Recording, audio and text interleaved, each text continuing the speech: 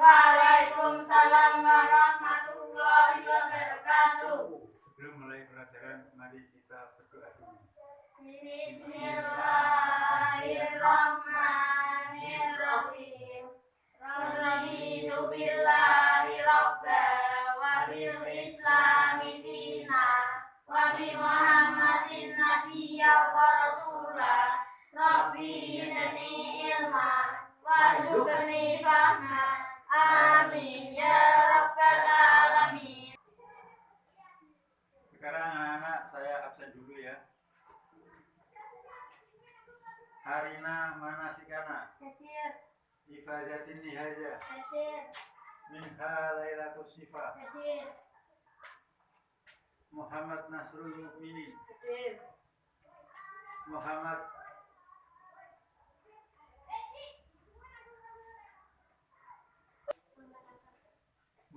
Naufal Pratama. Sa'dun Nadir. Raisa.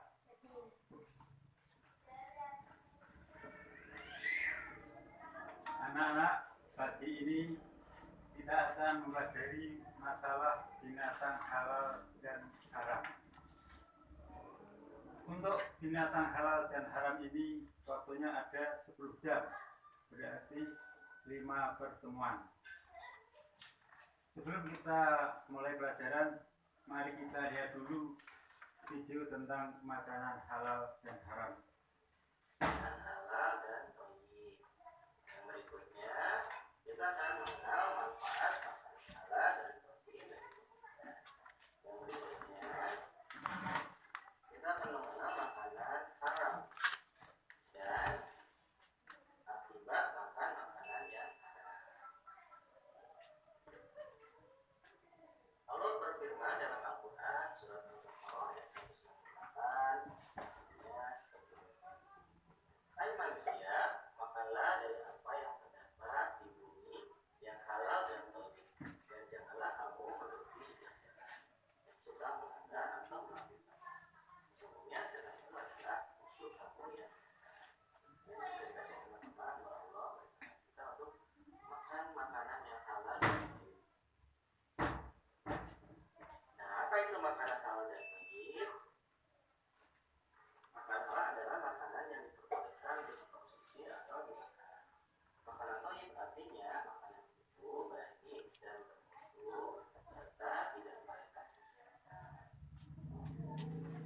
Kita diharuskan makan makanan yang halal dan thayyib. Artinya kita harus makan makanan yang sesuai dengan agama dan tidak merusak kesehatan. Nah, contoh makanan apa saja? Contohnya seperti apa saja makanan pokok itu? Yang pertama yaitu ada makanan pokok ya, seperti nasi, roti, gandum, ya, terus jagung, ya, singkong, ya, dan sebagainya. Itu adalah makanan halal. Berikutnya ada sayur-sayuran, ya, dan buah-buahan. Nah, semuanya suka ya sayur-sayuran dan buah-buahan. Dan lauk-lauk ya seperti daging ayam, daging sapi, ya, terus ikan, kacang-kacangan, telur, ya, tahu, tempe, dan itu semuanya adalah lauk-lauk ya yang mengandung protein. Dan pertemanan lainnya adalah snack. Nah, nanti teman-teman senang ya makan makanan snack. Nah, inilah snack yang ada label halalnya seperti ini. Nah, teman-teman sepertinya ada label halalnya, ada dari Majelis Ulama Indonesia. Nah, kalau teman-teman membeli snack atau makanan ringan, silahkan dicek dulu apakah ada label halalnya seperti ini. Nah, kalau sudah ada label seperti ini, insya Allah makanan itu sudah halal dan baik untuk tubuh. Oke, berikutnya, apa sih manfaat makanan halal itu? Yang pertama, manfaatnya adalah menyehatkan badan, ya. Yang kedua, sebagai sumber tenaga. Yang ketiga, menjaga hati dan iman.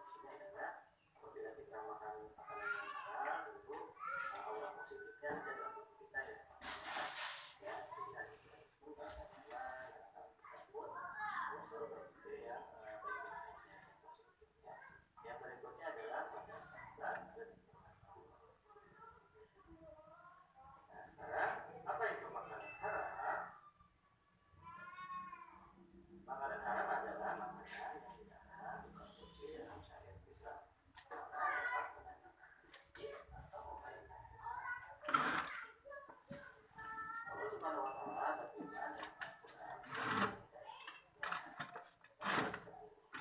diharapkan bagimu memakan bangkai, darah, daging babi, daging hewan yang disembelih atas nama selain Allah, yang terjepit, yang terpukul, yang jatuh, yang ditanduk dan diterkam binatang buas, kecuali yang sempat kamu menyembelihnya. Dan diharamkan bagimu yang disembelih untuk Tuhan. Dan diharamkan juga mengkombinasi dengan anak panah.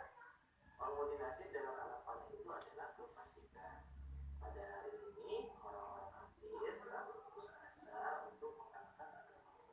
Sebab itu janganlah mereka dan takutlah kepada pada hari ini telah kusempurnakan agamamu dan telah kucukupkan kepadamu nikmatku dan telah kulindungi Islam itu jadi agama bagimu. Maka barang siapa terpaksa karena kelaparan tanpa sengaja berbuat dosa, sesungguhnya Allah Maha Pengampun lagi Maha Penyayang. Nah, teman-teman, contoh makanan atau minuman haram itu seperti apa aja? Ya, seperti dalam surat yang baru saja kita simak, ya, yang pertama itu adalah bangkai, ya. Bangkai itu tidak boleh dimakan, ya, karena itu hewan yang akan Anak-anak tadi sudah melihat video tentang makanan halal dan haram. Sekarang Pak Guru mau tanya tentang makanan, tentang binatang haram dan halal. Lagi Pak Guru tanya kepada anak-anak semuanya, ya. Tahukah anak-anak tentang apa binatang halal dan apa binatang haram itu? Coba Mbak Siva disebutkan apa binatang halal itu. Binatang halal itu yang boleh dimakan. Dan Ya. binatang Ya, sudah cukup ya. Sekarang Mbak Nia sebutkan apa binatang haram itu. binatang haram itu yang tidak boleh dimakan. Sekarang Pak Guru tanya lagi kepada anak-anak. Coba dicarikan satu contoh binatang halal dan satu contoh binatang haram. Coba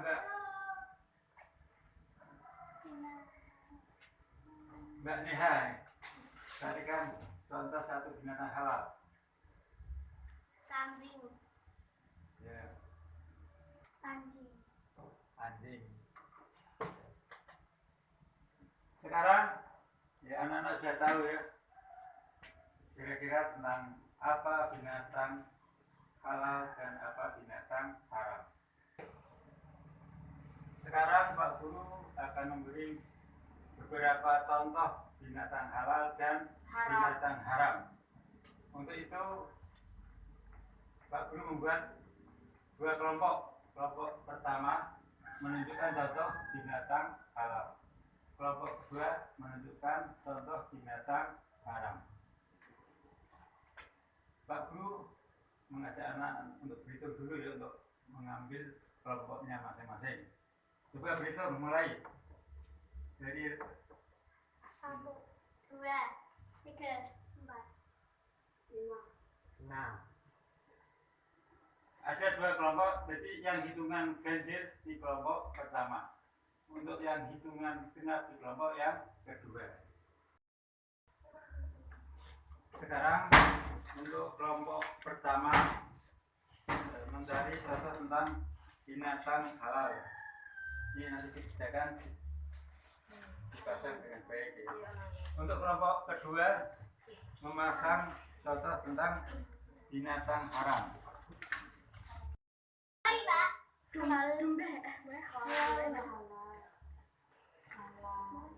Coba kerjakan dengan cermat ya.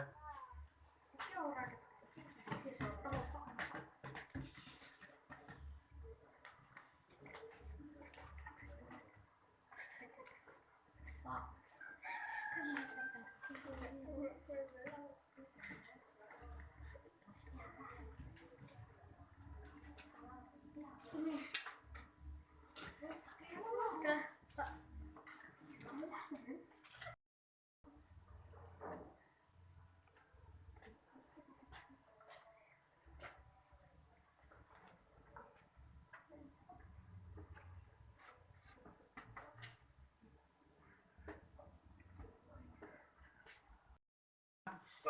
pertama maju ke depan menjelaskan tentang contoh binatang halal yang ditemukan.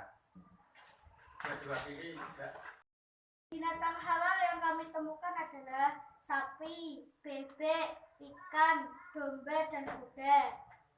Dan binatang yang tidak halal adalah komodo, singa, kucing, macan tutul. Kedua, maju ke depan untuk menjelaskan tentang contoh-contoh binatang haram yang ditemukan. Yang kami temukan serigala, harimau, buaya, babi, dan anjing. Dan yang bukan binatang haram adalah burung, ayam, kelinci, dan ikan hiu. Tadi anak-anak sudah mencari contoh tentang binatang-binatang yang halal dan haram. Binatang yang halal yaitu binatang yang boleh dimakan dagingnya dan diridhoi oleh Allah Subhanahu wa taala. Sedangkan binatang yang haram, binatang yang tidak boleh dimakan dagingnya dan tidak diridhoi oleh Allah Subhanahu wa taala. Kalau kita makan daging binatang yang halal, kita akan mendapat manfaat dari binatang itu untuk kepentingan tubuh kita, untuk kesehatan, untuk kepentingan kita beribadah kepada Allah Subhanahu wa taala. Sedangkan kalau kita makan daging-daging yang haram, tubuh kita akan menjadi tidak baik dan tidak mendapat ridho Allah Subhanahu wa taala. Ibadah kita menjadi tidak sah. Untuk materi ini kita sudah dulu dan akan kita bahas di pertemuan yang lain. Sebelum kita tutup, mari kita berdoa dulu. Silahkan menyiapkan untuk berdoa. Siap, gerak berdoa mulai. Bismillahirrahmanirrahim. Wal